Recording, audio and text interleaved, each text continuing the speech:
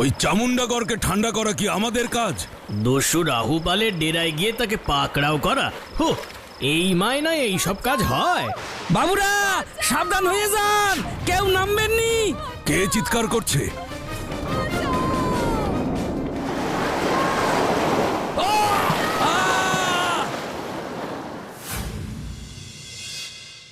কালাগাং। এখন তো আর কোনো পুলিশ ওই কালাগাং পেরিয়ে যেতে চাইছে না। যে কজন এখনো পর্যন্ত নৌকায় চড়ে ওই পথে গেছে তারা কেউ ফেরেনি। সাধারণ মানুষ ওই পথে যাওয়াই বন্ধ করে দিয়েছে। পুলিশও এই কেস থেকে হাত তুলে নিচ্ছে। যখন সবকিছু অসম্ভব মনে হয় তখনই তো বাঁটুলের কাজ শুরু হয়। বাঁটুল, আপনি জানিয়ে দিন, আমি আগামীকাল ভোরেই চামুন্ডাগড়ের জন্য রওনা দেব। নিশ্চিন্ত হলাম বাঁটুল, নয়তো এবার আমার চাকরিটাই চলে যাবে। তা তোমার সঙ্গে কজনকে পাঠাবো? একজন কেউ না, আমি বাঁটুল, আমি একাই 100। আগামীকাল ভোরে আমি একটা নতুন জায়গায় যাব, চামুন্ডাগড়। দারুণ ব্যাপার, আমরা চামুন্ডাগড়ে গিয়ে একটাও খাবো বাটুলদা। আমরা মানে? তোরা কোথাও যাবি না? কেন গো বাটুলদা, আমরা যাই না তোমার সঙ্গে? না, এটা কোনো ঘুরতে যাওয়ার জায়গা নয়। তোরা বাড়িতেই থাকবি আর দারোগা বাবুর সাথে যোগাযোগ রাখবি। 3 দিনের মধ্যে যদি আমি না ফিরি তাহলে থানায় যোগাযোগ করবি। কিছুই হবে না, তুমি সববারের মতো এইবারও দুষ্ট লোকের পর্দা ফাঁস করে দেবে। না রে, এইবারটা এত সোজা বলে মনে হচ্ছে না, কারণ দুষ্টু লোকটা যে কে সেটাই বোঝা যাচ্ছে না। কিন্তু আমি ও বাঁটুল হাল ছেড়ে দেওয়ার পাত্র আমি নই। দেখা যাক।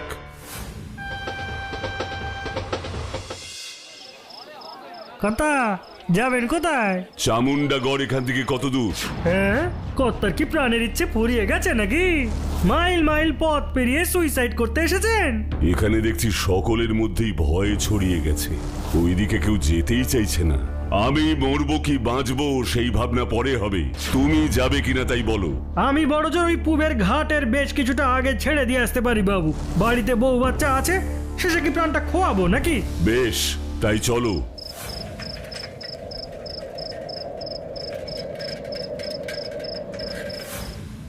বাটুল বাটুল বাটুল দারোগা বাবু ঠিক কথাই বলেছিলেন, এখানে যানবাহনের কোনো ব্যবস্থা নেই, দূর দূরান্তে কোনো আলোর চিহ্ন নেই।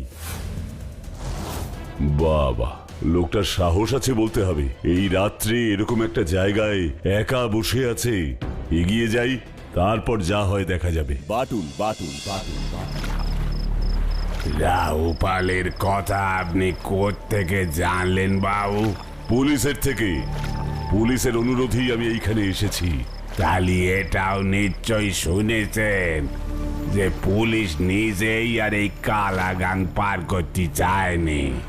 এর আগে যে কজনেই ছিল সকলের দেহ এই কালো জলে ভেসে উঠিছে। কেন? রাহুপালের সব মানুষের উপর এত আক্রোশ কিসের? রাহুপালের থেকে এই আক্রোশ শুরু হয়নি বাউ। সুবর্ণগড় প্রাসাদের উপর চামুন্ডাগড়ের আক্রোশ বহু যুগ ধরে চলিয়ে আসছে। এখন যে ডাকাত রাহুপাল, এর বাবা ছিল রঘুপাল আর তার বাবা ছিল চণ্ডীপাল। সেই সময় থেকে শুরু হয়েছে চামুন্ডাগড়ের ডাকাতদের রাজত্ব। সুবর্ণগড় প্রাসাদ? ওই যে জঙ্গল দেখেন, এইখানেই আগে ছিল সোনার সুবর্ণগড় রাজ্য। ওই শোনেন বাউ, এটাই জঙ্গলের নিত্যদিনের ব্যাপার। নৌকো থামাও মাঝি, আমি জঙ্গলের ভেতরে যাব। না বাউ, এই ডাকে সাড়া দেবেন নে, কোথাও যাবেন নে। না, আমাকে যেতেই হবে। নৌকো পারে লাগাও, আমি জঙ্গলে যাব। বাটুল বাটুল বাটুল বাটুল বাটুল বাটুল এটাই এই জঙ্গলের রানীর আত্মার ডাক বাউ। সেই আত্মা আজ মুক্তি চাইছে, মুক্তি।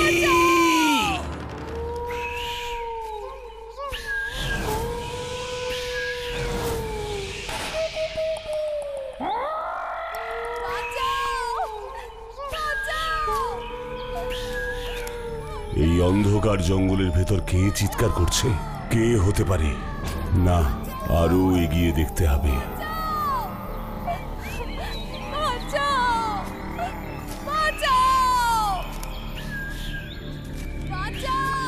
কি ভয়ঙ্কর!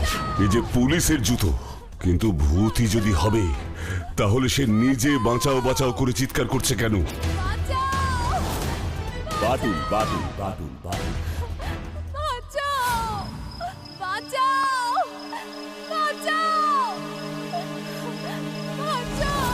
আরে, মাঝি তো ঠিকই বলেছিল, এই তো সেই রাজবাড়ির ভাঙা অংশ, কিন্তু এখানে চিৎকার করছে কে? কেউ আছেন? বেরিয়ে আসুন!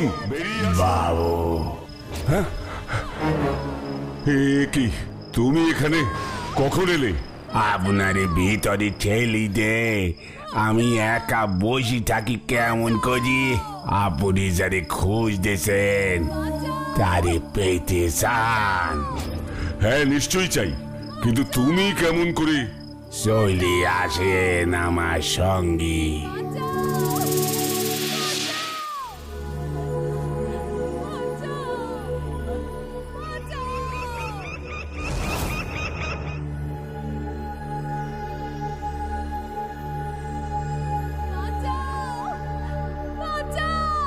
এই দরজা গত 100 বছর ধরে খোলা হয়নি বাউ। কেউ এই দরজা খুলতে পারেনি, চণ্ডী পালও নয়।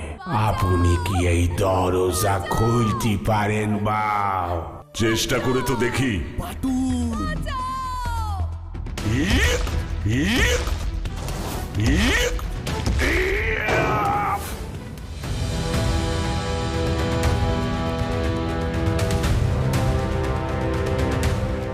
কি এই যে রত্ন ভান্ডার পুরো?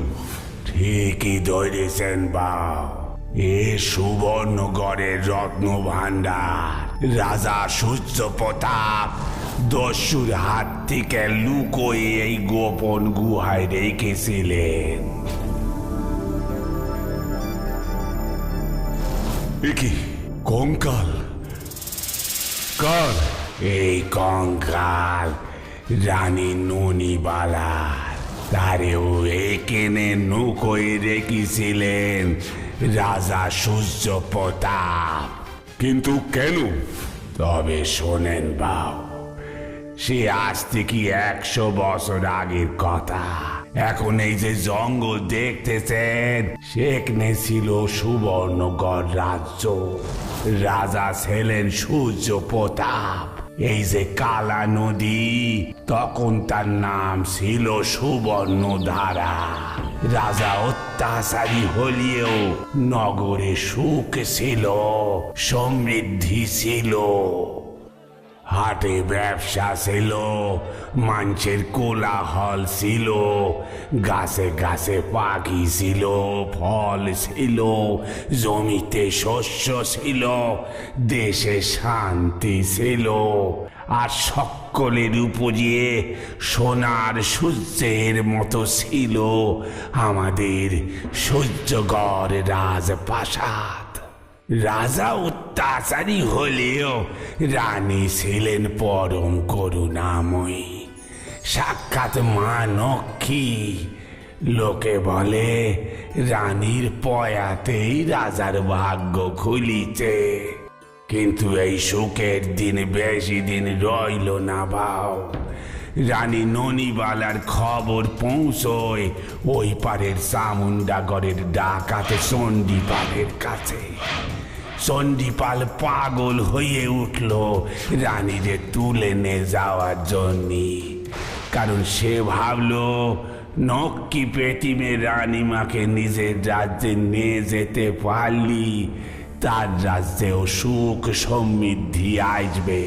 জলদস্যুর সাথে যোগ সাজস করে সূর্যগড় আক্রমণ করে চণ্ডীপাল। রানীরে আর ধনরত্ন বাঁচানোর জন্য রাজা এই গুপ্ত গুহায় লুকোয়ে রাখেন। ভেবেছিলেন যুদ্ধের পর ফিরে এসে এদের উদ্ধার করবে।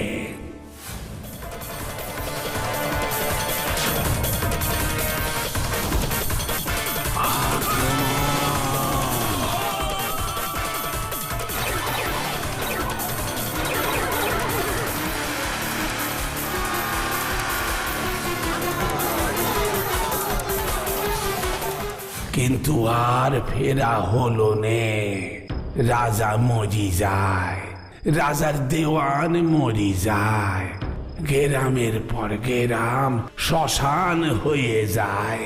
যারা বেঁচে ছিল তারা রাজ্য ছেড়ে যেদিকে পারে পালায়।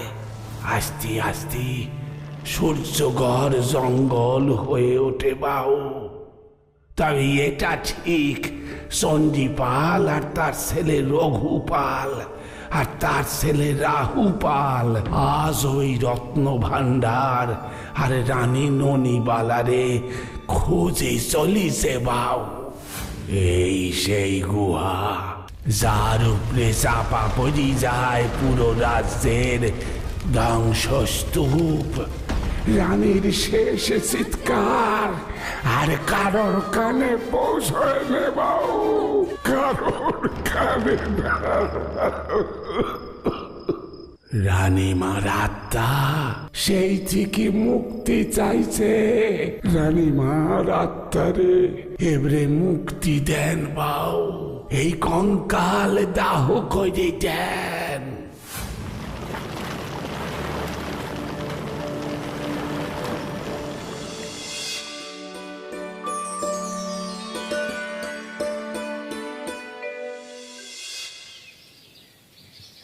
কোটি কোটি টাকার হারানো সম্পত্তি সরকারের কোষাগারে জমা দিয়েছে বাঁটুল। ওর জন্যই আবার সুবর্ণধারা নদীর জেটি চলাচল শুরু হয়েছে। সাব্বাস বাঁটুল দি গ্রেট। এইভাবে বলবেন না, মানুষের কাজে আসতে পারি এটাই আমার পরম সৌভাগ্য। কিন্তু বাঁটুল, সেই মাঝিকে তো আর পাওয়া গেল না। তাকে কি করে পাবেন দারোগা বাবু? সে তো কোনো সাধারণ মানুষ নয়। রানীমার আত্মাকে মুক্তি দেওয়ার জন্যই সে এতদিন অপেক্ষা করছিল। আজ সেও মুক্তি পেয়েছে। সূর্যগড়ের দেওয়ান। দেওয়ান? এই যে বললে মাঝি। 100 বছর আগের ইতিহাস জানে সেই একমাত্র মাঝি। আসলে রাজা সূর্য প্রতাপের দেওয়ান মাঝির ছদ্মবেশে আমাকে নিয়ে গিয়েছিল রানীমাকে মুক্তি দিতে, আর নিজেও মুক্ত হতে। কারণ সেই শুধু জানতো রানীমাকে কোথায় লুকিয়েছিলেন রাজা। মৃত্যুর আগে রাজা বলে গিয়েছিলেন রানীমাকে উদ্ধার করতে। দুর্ভাগ্যবশত তিনিও মারা পড়লেন, আর রানীমাও সেই গুপ্ত গুহায় দম বন্ধ হয়ে মারা গেলেন। কি পরিণতি! তাই রানীমার বিশ্বস্ত দেওয়ান তার শেষ কাজটা করে গেলেন। সত্যি আজও কত ঘটনা ঘটে যা যুক্তি তর্কের বাইরে। হ্যাঁ, কিন্তু এত টাকা পয়সা জমিয়ে রেখে লাভ কি? ওই সূর্যপ্রতাপ প্রজাদের মধ্যে ছড়িয়ে দিলেও তো পারতো। এর জন্যই তো সব ছারকার হয়ে গেল। একদমই তাই। মনে রাখবি, অর্থই অনর্থের মূল কারণ। তাই না?